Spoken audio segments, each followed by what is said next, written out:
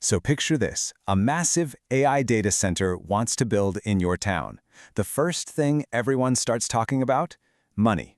Lots and lots of money. But what's the real story behind all those dollar signs? Okay, let's dive in and really unpack the economic and fiscal equation of bringing big AI right into your backyard. Now, just so you know where all this information is coming from, this is part 7 of our 10-part explainer, and it's all based on a really comprehensive research report called Conducting an AI Data Center Community Impact Assessment, which comes from the Colorado research firm Virtualization Options LLC. In this segment, we're zeroing in specifically on Chapter 7, which is all about the economic and fiscal analysis.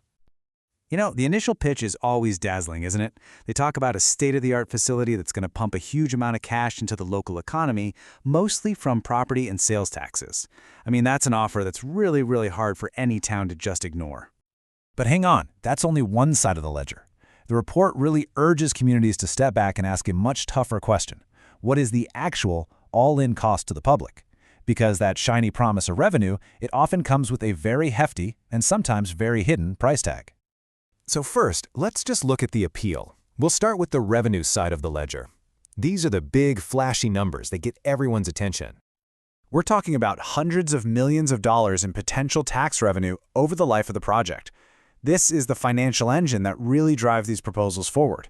For a local government, a number like this means funding for schools, for roads, for public services. It really is the core of that billion-dollar promise. Okay, but now, let's flip the coin and look at that hidden price tag. This is where the true fiscal impact really comes into focus, and we start to see the direct costs the community itself has to bear. You know, the first, and you could argue the biggest, cost is infrastructure. An AI data center is not a simple plug-and-play kind of deal. It has absolutely massive demands, which leads to a pretty critical question for any town.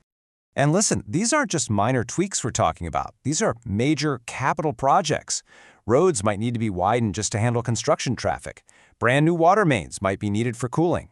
And the electrical grid, it could require millions in upgrades just to handle the basic power load. Beyond the physical grid, you've got the human infrastructure, the people who keep the communities safe.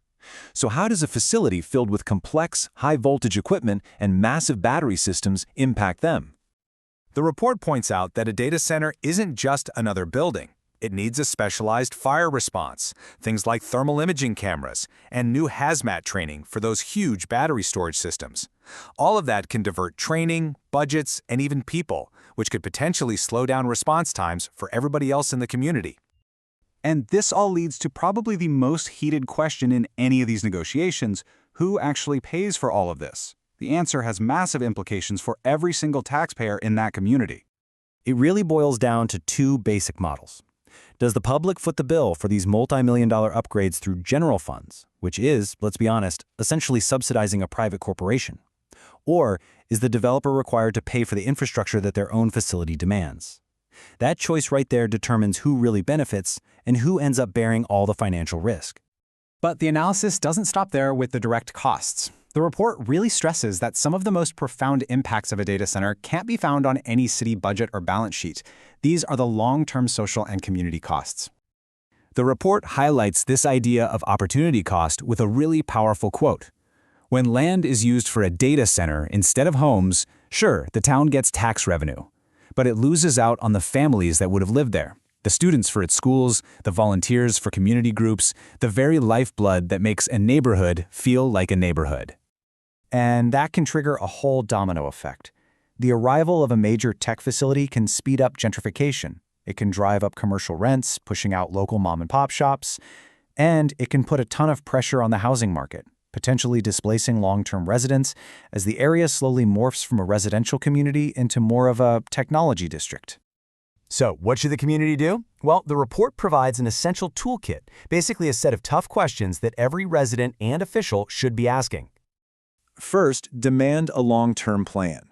Don't just look at year one. What are the full infrastructure needs over the next decade, including any possible expansions? And you have to get the answer to who pays for it in writing before anything is approved.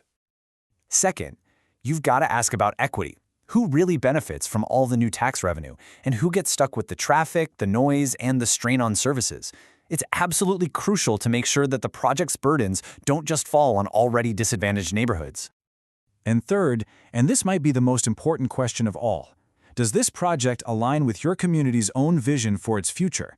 Or does it end up prioritizing a corporation's bottom line over the well-being of the people who actually live there? Ultimately, it all boils down to this single, challenging question. That promise of profit is powerful, but as the research shows, it has to be carefully weighed against the real, tangible needs of the community. Finding that balance? Well, that's the true test for any town facing the arrival of big AI.